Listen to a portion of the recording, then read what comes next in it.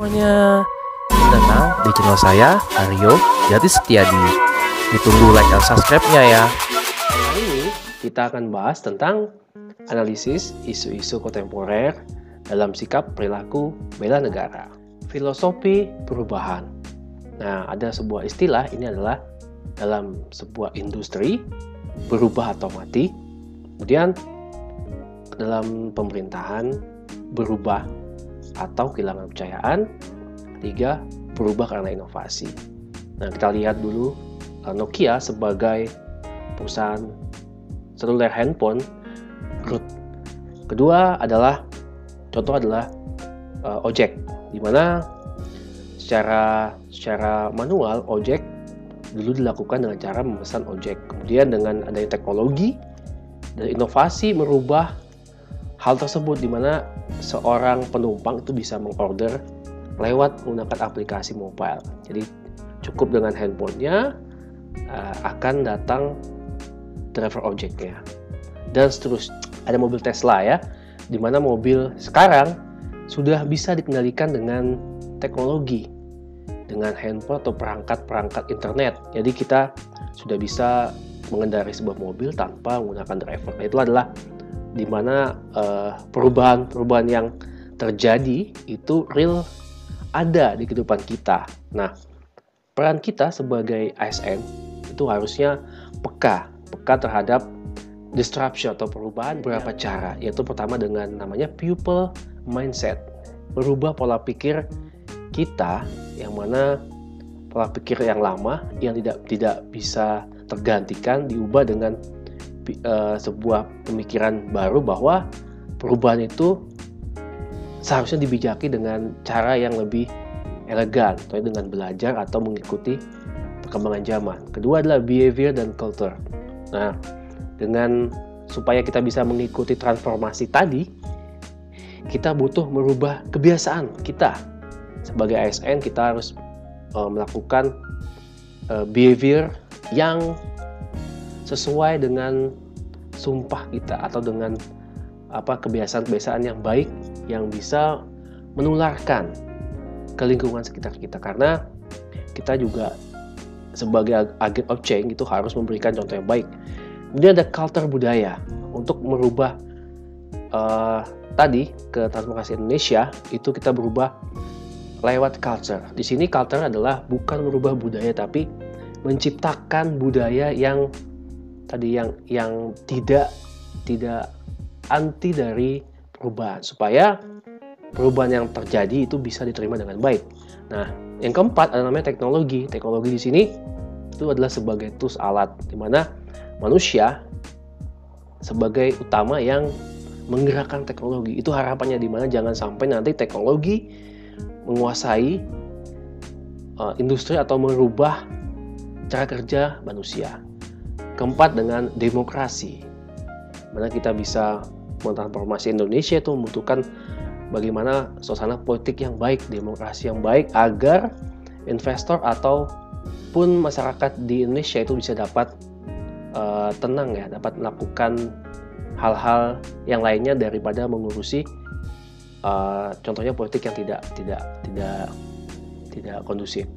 Nah, kemarin di kuliah kita membahas ada sekitar 4 atau 5 tentang isu-isu strategis yang ada di Indonesia. Pertama ada namanya Industri 4.0. Kedua namanya COVID-19, ada namanya narkoba, ada radikalisme, kekerasan, dan terorisme. Terakhir ada namanya korupsi. Oke, jadi kalau ngebahas tentang Industri 4.0 atau 4.0 itu udah lepas dari namanya revolusi industri, di mana manusia pada abad 18 itu mulai mengenal mesin uap. Kemudian pertemuannya adalah berubah lagi dari listrik, kemudian juga ke industri elektronik dengan teknologi, dan sekarang sudah berbasis namanya 4.0, di mana semuanya itu berbasis teknologi yang menggunakan kecerdasan buatan. Nah, untuk itu diwajibkan tadi setiap ASN itu wajib mengikuti perubahan, baik perubahan dalam segi segi pemikiran atau mindset tadi, juga diikuti dengan pengetahuan teknologi yang terbaru agar seorang ASN dapat memanfaatkan teknologi tersebut dengan baik dan bijak. Oke, berikutnya ini isu yang sangat luar biasa ya, karena di awal tahun 2019 ini kita terserang sebuah virus yang sangat masif sebarannya, yaitu adalah COVID tadi, di mana virus ini harusnya membuat Indonesia itu bisa dapat bangkit kembali ya, setelah beberapa waktu lalu itu sempat mengalami penurunan dari ekonomi dan lain-lain. Harusnya Indonesia sekarang ini bisa seimbang dengan menjalani hidup normal. Berdamai di sini artinya bukan menjauhkan diri kita dari virus tadi, tapi mencoba hidup berdampingan tadi ya dengan corona, dengan cara menjaga jarak, menggunakan masker, atau melaporkan diri ataupun teman kalau ada gejala-gejala yang tadi. Ini dengan adanya COVID ini sebenarnya dampaknya ada terhadap perubahan industri tadi, di mana semua sektor pendidikan, industri, ekonomi, dan lain-lainnya itu sudah mulai dipaksakan menggunakan teknologi. Jadi ada hubungannya COVID ini sebenarnya dengan perkembangan teknologi tadi. Nah, untuk itu dengan adanya pandemi ini, seorang ASN ataupun saya sebagai dosen itu diwajibkan bisa berkreatif tadi untuk menjaga bagaimana pendidikan yang saya ajarkan kepada mahasiswa itu bisa sampai dengan sempurna, atau istilahnya transfer ilmunya tidak putus, sama seperti kita melakukan pembelajaran secara tatap muka. Oke, kemudian ada kasus narkoba. Di sini saya ambil data dari BNN Provinsi Kalimantan Timur. Banyaknya keterlibatan aparatur dari bea cukai, polisi, jaksa, hakim, sipir, tentara, dan politisi. Jadi kita sangat miris ya, karena narkoba adalah salah satu tindakan yang sangat tidak baik dilakukan oleh ASN maupun bukan ASN, karena narkoba ini bisa merusak tadi yang mananya manusia itu sehat ya, menimbulkan ketergantungan, kemudian bisa juga menimbulkan kerusakan saraf. Nah, hal-hal ini juga sangat dihindari oleh seorang ASN, di mana ada peraturan-peraturan tertentu untuk ASN yang melarang keras ataupun punishment sebagai ASN yang menggunakan narkoba. Diharapkan kita semua bersatu, baik ASN maupun tidak, bisa saling menjaga tadi ya, menjaga dari hal-hal tersebut. Ini namanya isu radikalisme dan terorisme. Jadi radikalisme ini bukan gerakan ataupun mendeskripsikan suatu agama tertentu, tapi radikalisme dipandang ini bukan sebagai konsep. Kalau sebagai konsep itu baik karena dia beririsan dengan namanya pola pikir. Yang di sini yang kita bahas adalah radikalisme, yang mana dengan melakukan tindakan kekerasan yang ujung-ujungnya terorisme dengan memaksakan suatu ideologi atau pemikiran tadi kepada orang lain atau kelompok lain dengan cara yang memaksa ya. Jadi dia dengan cara memaksa. Intinya harus terjadi cepat dan drastis. Jadi biasanya ciri-cirinya adalah intoleran, fanatik yang berlebihan, juga senang menggunakan cara-cara anarkis. Jadi intinya adalah merubah NKRI dengan sistem yang dianggapnya benar, di mana dari tindakan radikalisme tadi itu biasanya berujung dengan terorisme tadi atau kekerasan. Ini yang sangat kita hindari, apalagi sebagai seorang ASN nantinya kita diharuskan menghindari paham-paham yang seperti ini.